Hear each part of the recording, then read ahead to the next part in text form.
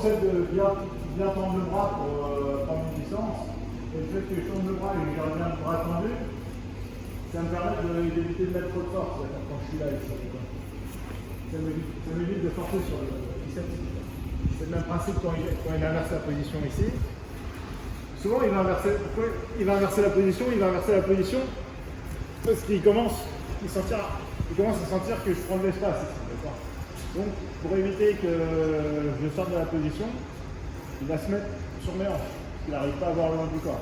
Et donc c'est à ce moment-là, il faut bien que je tende sur son épaule ici et tout de suite je me relève sur l'épaule. Et je garde ce bras le plus tendu possible. Si j'ai le bras trop vers moi ici, lui il va mettre la pression et je vais pas réussir à me relever. D'accord.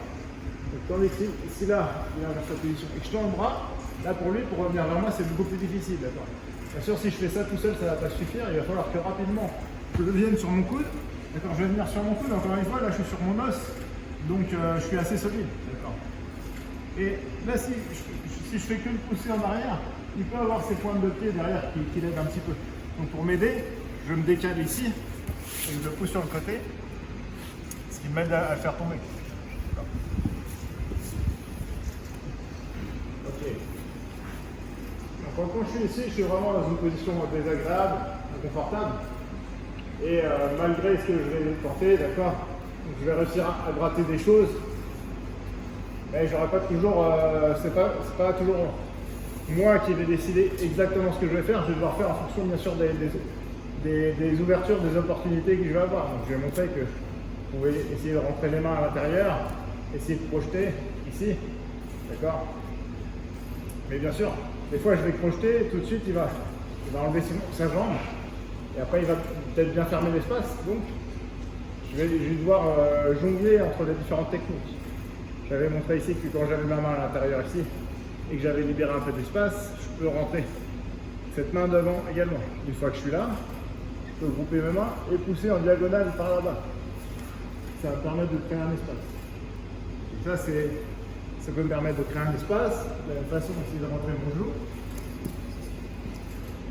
Ok, ça c'est vraiment un concept qui va me permettre de gagner de l'espace.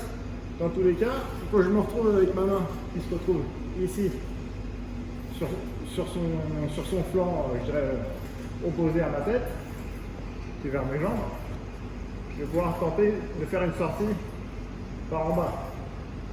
Donc, plus j'ai gagné de l'espace et que je vienne après ici, je vais pouvoir essayer de me relever en lutte. Donc, des fois, je vais être là, et ce que je vais faire, c'est que je vais essayer de sortir vers le bas. Comme je l'avais expliqué, ici on a plusieurs écoles. Soit on va essayer de monter le bras haut, et le danger, c'est qu'il pense pas ça et que je me relève, lui, avec cette jambe-là, il va essayer de passer par-dessus moi et de passer à mon côté. Voilà. Donc quand je fais ça,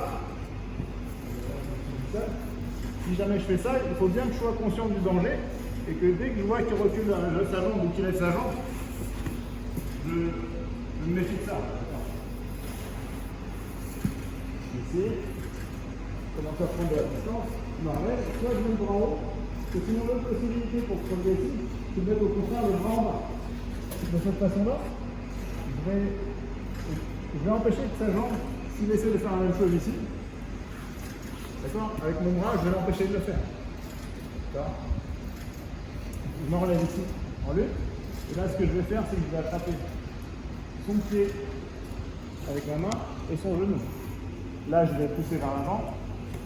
Et quand je vais être là, je vais éviter qu'il m'attrape directement dans sa garde. Ici, c'est plus lui qui va pouvoir travailler que moi, parce que moi je vais devoir sortir de ces positions-là. Quand j'arrive ici, je vais finir. Je vais passer directement sur le côté pour contrôler et passer la garde. Quand je suis ici, là, au niveau de la position de départ, il n'y en a pas qu'une seule, parce que ça va vraiment dépendre de comment je vais me retrouver. Je peux très bien me retrouver avec les deux mains ici, créer un espace, venir là.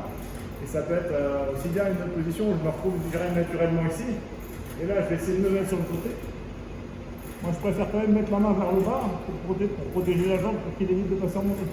Si on met trop la main comme ça, il y a quand même un risque à ce qu'il recule la jambe et qu'il vienne ici. Alors là, je peux essayer quand même de le recomposer, d'accord. Moi, j'ai une préférence pour mettre la main vers le bas. Donc, je vais mettre la main vers le bas ici. Quand je vais mettre à genoux, avec ma main, je vais attraper le coup de pied. Là, le fait que j'attrape le coup de pied, ça va m'empêcher de reculer cette jambe, et pour lui, ça va être vraiment gênant ici. Parce que même cette jambe-là, elle va être un peu bloquée. Une fois que j'ai attrapé le coup de pied, je vais attraper le genou ici, même s'il vient vers moi, s'il met avec le haut du corps. D'accord. Là, lui, il ne va pas être bien parce que je vais être plus bas que lui et je vais pouvoir le pousser en arrière.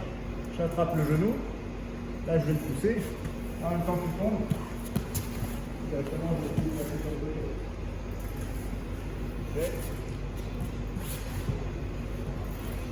Et là, je vais pas fonctionner comme ça. Avec l'espace, ok. Avec l'espace, je mets ma main en position neutre. Ici en bas, je m'enlève. J'attrape le coup de pied, le genou, je pousse. Et directement, j'essaie de venir passer la verge. Ok.